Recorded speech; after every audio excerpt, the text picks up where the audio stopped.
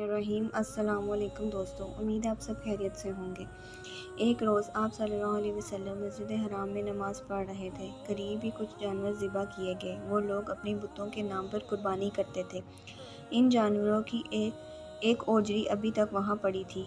ऐसे में अबू जहल ने कहा, क्या कोई शख्स ऐसा है जो इस ओजरी को मोहम्मद के ऊपर डाल दे? एक रवायत के मुताबिक किसी ने कहा, क्या तुम ये मंज़र नहीं देख रहे हो? तुम में से कौन है जो वहाँ जाए जहाँ फ़लाँ कबीले ने जानवर ज़िबा किए हैं? इनका गोबर, लाद, खूंद और ओजरी वहाँ पड़े हैं। कोई शख्स वहाँ जाकर गंदगी उठाए और मोहम्मद के सजदे में जाने का इंतज़ार करे। फिर यूँ ही वो सजदे में जाएं, वो शख्स गंदगी इनके कंधों के दरमियान रख दे। तब मुशरिकीनों में से एक शख्स उठा। इसका नाम अकाब बिन इब्ने मोईद था। ये अपनी कौम में सबसे ज़्यादा बदबख्त था। ये गया और ओजरी उठाया। जब आप सल्लल्लाहु अलैहि वसल्लम सजदे में गए तो ओजरी आप पर रख दी। इस पर मुशरिकीन ज़ोर ज़ोर से हंसने लगे, यहाँ तक कि वो हंस से बेहाल हो गए और एक दूसरे पर गिरने लगे। ऐसे में किसी ने हज़रत फ़ातिमा रज़ियल्लाहु अन्हा को ये बात बता दी। वो रोते हुए हरम में आईं। नबी करीम सल्लल्लाहु अलैहि वसल्लम इसी तरह सजदे में थे और ओजरी आपके कंधों पर थी। सैयदा फ़ातिमा रज़ियल्लाहु अन्हा ने ओजरी को आपके कंधों से हटाया। इसके बाद आप सजदे से उसार हुए, नमाज की हालत में खड़े हो गए। नमाज से फारिग होकर आप सल्लल्लाहु अलैहि वसल्लम ने इन लोगों के हक़ में बद्दुआ फरमाई, ए अल्लाह तू कुरैश को ज़रूर सज़ा दे, ए अल्लाह तू कुरैश को ज़रूर सज़ा दे। कुरैश जो मारे हंसी के लूट फूट हो रहे थे, ये बद्दुआ सुनते ही इनकी हंसी फ़ौरन रुक गई। इसकी बद्दुआ की वजह से वो दहशत ज़दा हो गए। इसके बाद आपने नाम ले लेकर बद्दुआ फरमाई, ए अल्लाह, यानी अबू जहल को, अकाब बिन इब्ने मोईद और अमीर बिन खलाफ को सज़ा दे। हज़रत अब्दुल्ला बिन मसूद रज़ियल्लाहु अन्हु कहते हैं, अल्लाह की कसम, आप सल्लल्लाहु अलैहि वसल्लम ने जिन जिन कुरैशियों के नाम लेकर उन्हें ग़ज़वा बदर में खून से लदे हुए देखा और फिर इनकी लाशों को एक गड्ढे में फेंक दिया गया। इस तरह का एक वाक़या हज़रत उस्मान रज़ियल्लाहु अन्हु इस तरह बयान फरमाते हैं। एक रोज़ नबी करीम सल्लल्लाहु अलैहि वसल्लम तवाफ़ फरमा रहे थे। उस वक्त आपका हाथ हज़रत अबू बकर सिद्दीक़ रज़ियल्लाहु अन्हु के हाथ में था। हज्जे सौद के पास 3 आदमी बैठे थे। जब आप हज्जे सौद के पास से गुजरे और इसके करीब पहुँचे तो इन तीनों ने आपकी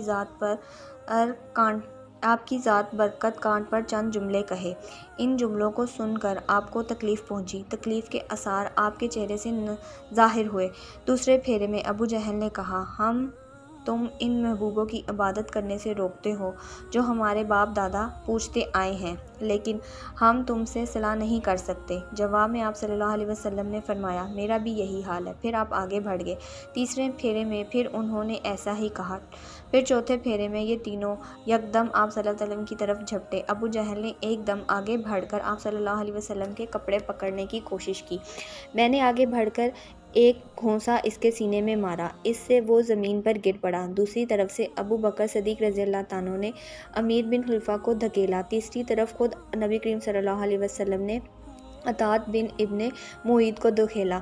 आखिर ये लोग आपके पास से हट गए। उस वक्त आप सल्लल्लाहु अलैहि वसल्लम ने इरशाद फरमाया, अल्लाह की कसम, तुम लोग उस वक्त तक नहीं मरोगे जब तक अल्लाह की तरफ से इसको सज़ा नहीं भुगत लोगे। हज़रत उस्मान रज़ियल्लाहु अन्हु फरमाते हैं, ये अल्फाज सुनकर इन तीनों में से एक भी ऐसा नहीं था जो खौफ की वजह से कांपने ना लगा।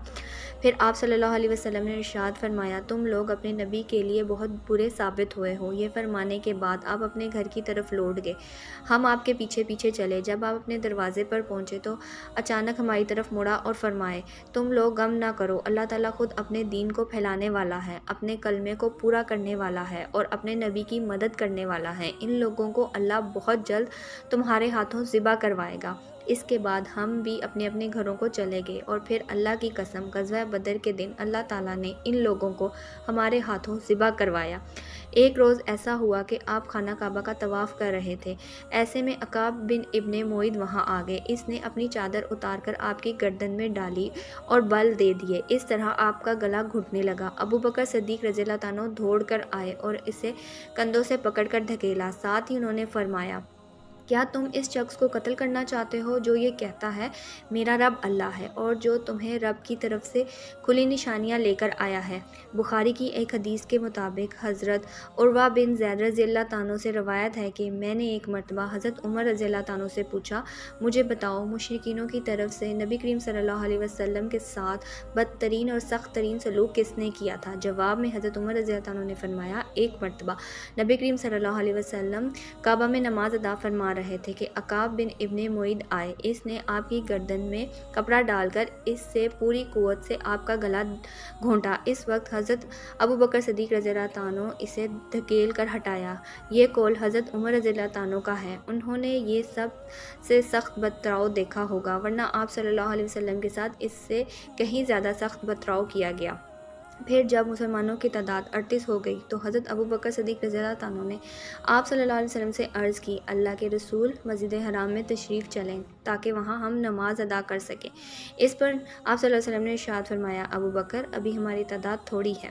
ابو بکر صدیق رضی اللہ عنہ نے پھر اسی خواہش کا اظہار کیا۔ آخر نبی کریم صلی اللہ علیہ وسلم اپنے تمام صحابہ کے ساتھ مسجد حرام میں پہنچ گئے۔ حضرت ابو بکر صدیق رضی اللہ عنہ نے کھڑے ہو کر خطبہ دیا، لوگوں کو کلمہ پڑھا لینے کی دعوت دی، لیکن اس طرح حضرت ابو بکر صدیق رضی اللہ عنہ سب سے پہلے شخص ہیں جنہوں نے مجمع میں کھڑے ہو کر اس طرح تبلیغ فرمائی۔ اس خطبے کے بعد جواب میں مشرکین مکہ حضرت ابو بکر صدیق رضی اللہ عنہ اور دوسرے مسلمانوں پر ٹوٹ پڑے اور انہیں مارنے لگے۔ حضرت ابو بکر صدیق رضی اللہ عنہ کو تو انہوں نے سب سے زیادہ مارا پیٹا، مار پیٹ کی انتہا کر دی۔ عقاب تو انہوں نے جوتوں سے مارا، اس میں دانا تلا لگا ہوا تھا۔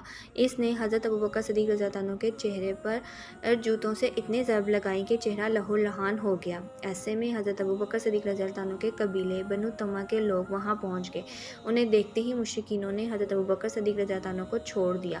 ان لوگوں نے حضرت ابو بکر صدیق رضی اللہ عنہ کو ایک کپڑے میں لٹایا اور بے ہوشی کی حالت میں گھر لے آئے۔ ان سب کو یقین ہو چکا تھا کہ اب ابو بکر صدیق رضی اللہ عنہ آج زندہ نہیں بچیں گے۔ اس کے بعد بنو تمہ کے لوگ واپس حرم آئے۔ انہوں نے کہا، اللہ کی قسم اگر ابو بکر مر گئے تو ہم عقاب کو قتل کر دیں گے۔ یہ لوگ پھر حضرت ابو بکر صدیق رضی اللہ عنہ کے پاس آئے۔ انہوں نے اور حضرت ابو بکر صدیق رضی اللہ عنہ کی والدہ نے ان سے بار بار باتیں کرنے کی کوشش کی، لیکن آپ بالکل بے ہوش تھے۔ آخر شام کے وقت کہیں جا کر آپ کو ہوش آیا اور بولنے کے قابل ہوئے۔ انہوں نے سب سے پہلے یہ پوچھا، حضور صلی اللہ علیہ وسلم کا کیا حال ہے؟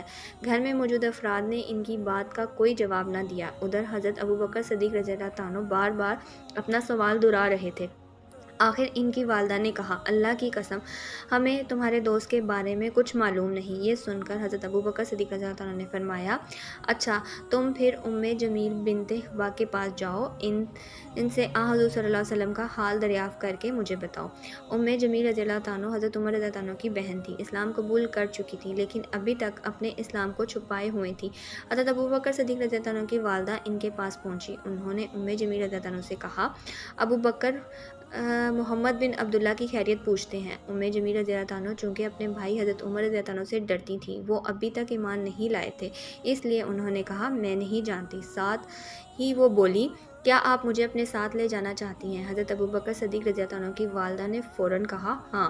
اب یہ دونوں وہاں سے حضرت ابو بکر صدیق رضی اللہ عنہ کے پاس آئیں۔ جمیل رضی اللہ عنہ نے ابو بکر صدیق رضی اللہ عنہ کو زخموں سے چور دیکھا تو چیخ پڑی، جن لوگوں نے تمہارے ساتھ یہ سلوک کیا ہے وہ یقیناً فاسق اور بدترین لوگ ہیں، مجھے یقین ہے اللہ تعالیٰ ان سے آپ کا بدلہ لے گا۔ حضرت ابو بکر صدیق رضی اللہ عنہ نے کہا، رسول پاک صلی اللہ علیہ وسلم کا کیا حال ہے؟